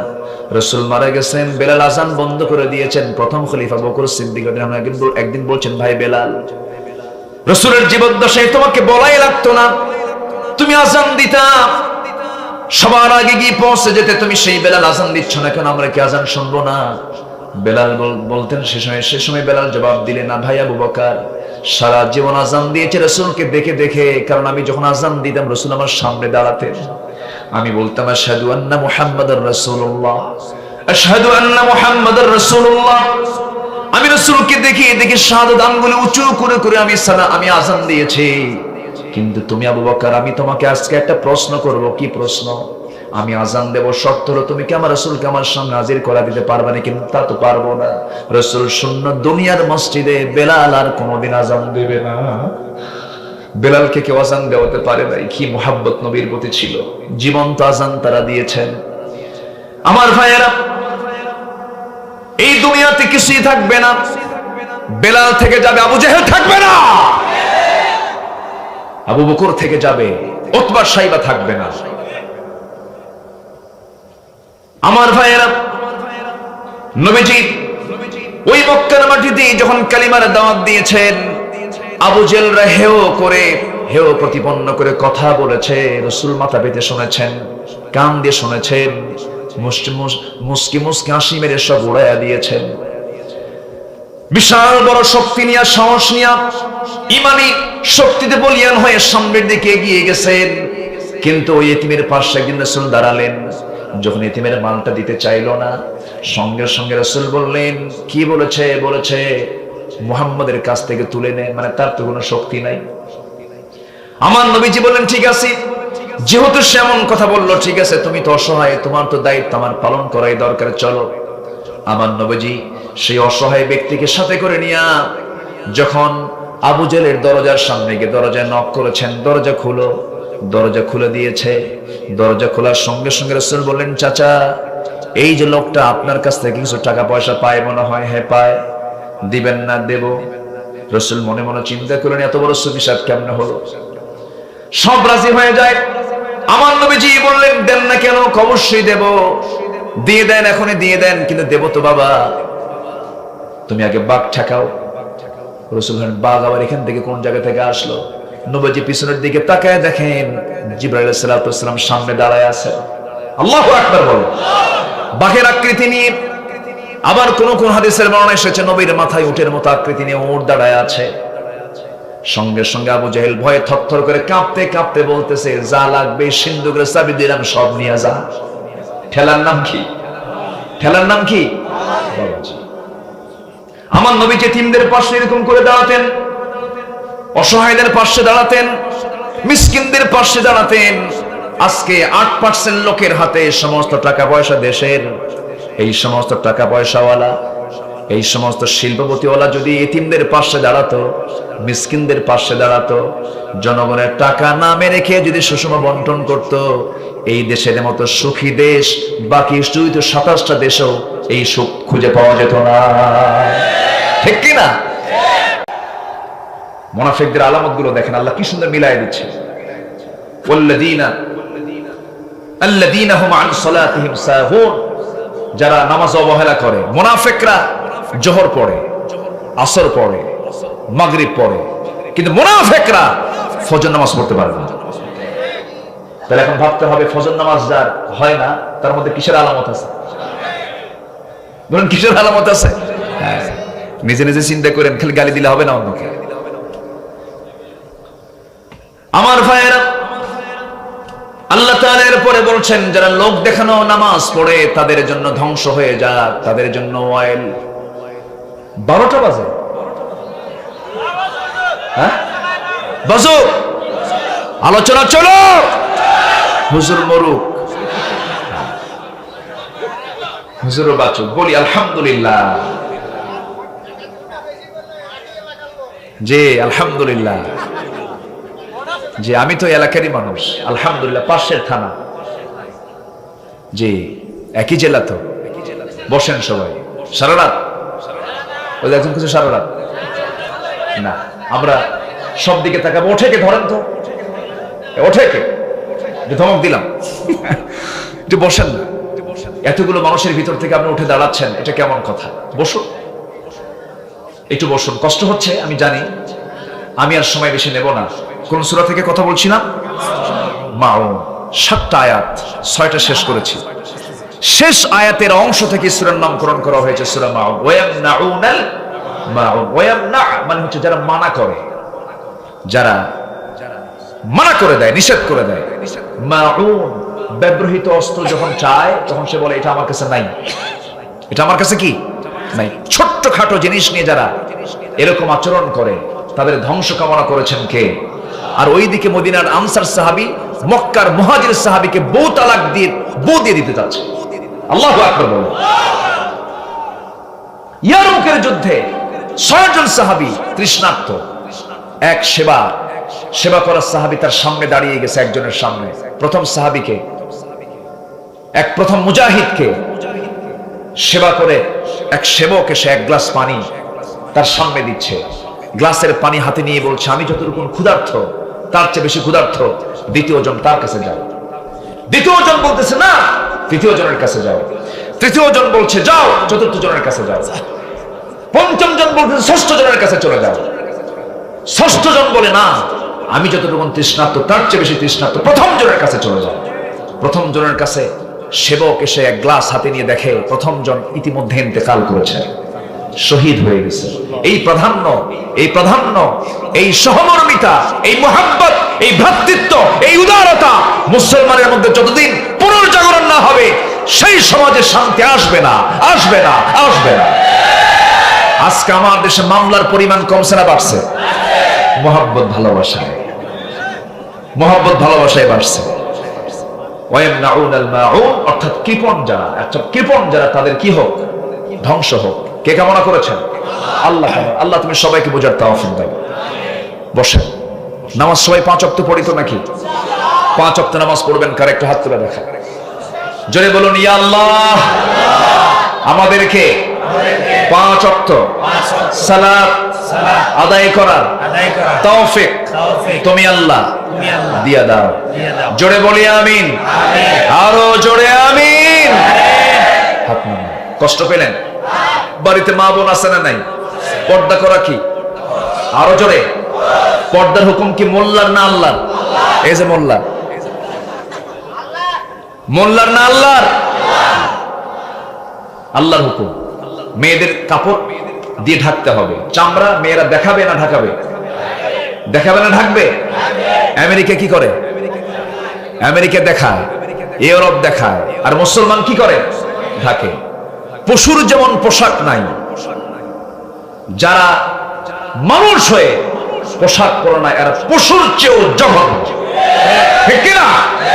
পশুর স্থায়ী কাপড় আছে, প্রত্যেকটা প্রাণীর সতর ঢাকার জন্য আল্লাহ তাআলার এক্সট্রা করে ড্রেস দেওয়া আছে না নাই? প্রত্যেকটা পশুর কিন্তু দেওয়া আছে। মানুষকে আল্লাহ পাক লিবাসুত তাকওয়া দিয়েছেন, আল্লাহ তাআলা লেবাস দিয়েছেন, পোশাক দিয়েছেন। নবীরা পোশাক, ইদ্রিস ইসলাম ছিলেন টেক্সটাইল ইঞ্জিনিয়ার, তিনি পোশাক প্রবর্তন করেছেন। তার সময় থেকে পোশাক এসেছে, সতর ঢাকতে হবে। মেয়েদের সতর হলো মাথা থেকে পা পর্যন্ত সব ঢেকে ফেলা। কার হুকুম এটা? হোয়াইট হাউসে থেকে যদি একজন আমেরিকার নারী যদি বোরকা পরতে পারে, ইউরোপের পার্লামেন্টে যদি নারী পার্লামেন্টারিয়ান সে যদি বোরকা পরতে পারে, আমার দেশের কিছু উল্লুক ভাল্লুক, কিছু বদমাইশ বোরকার বিরুদ্ধে কথা বলে, যারা বোরকার বিরুদ্ধে কথা বলে ওদের জন্ম বিতর্কিত।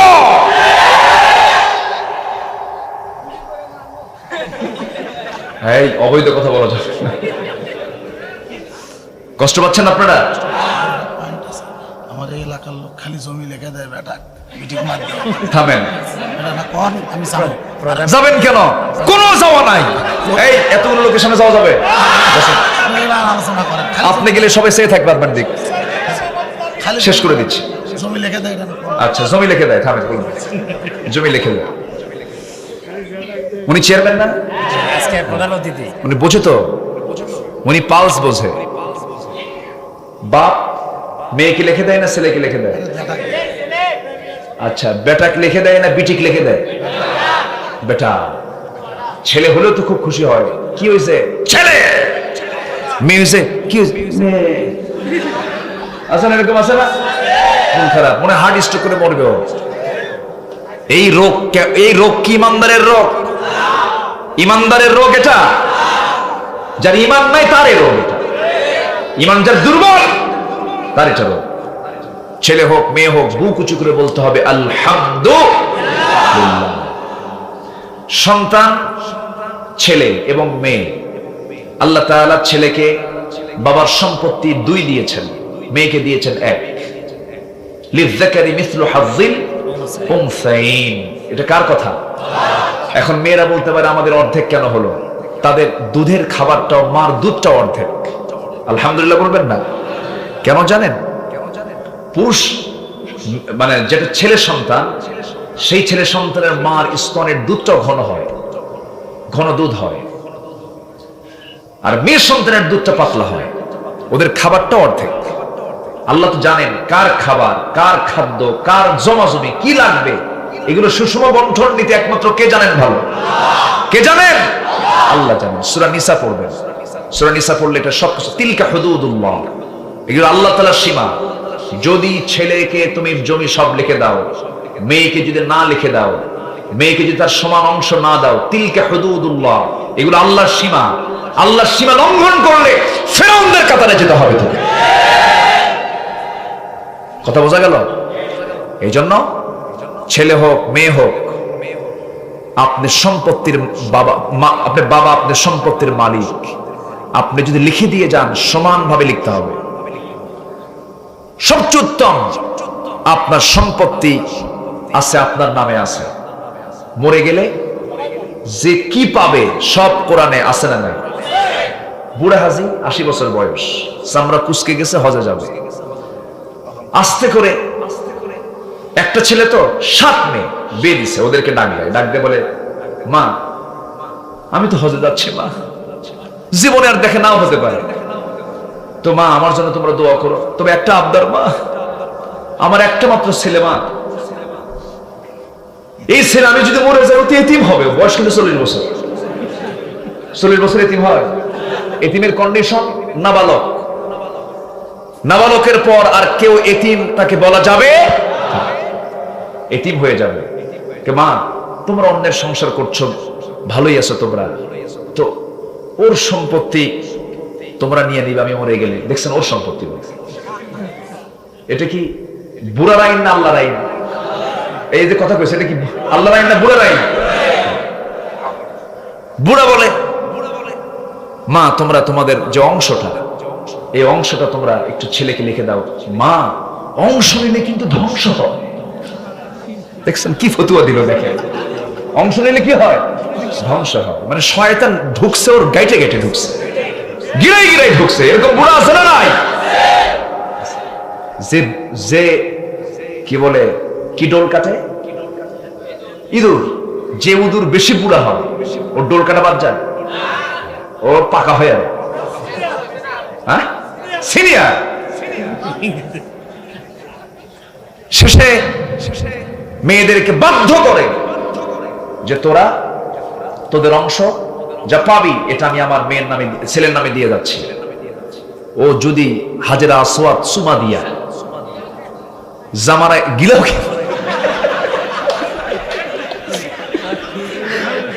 আরে ওয়াজ কি শুধু আমি পারি নাকি?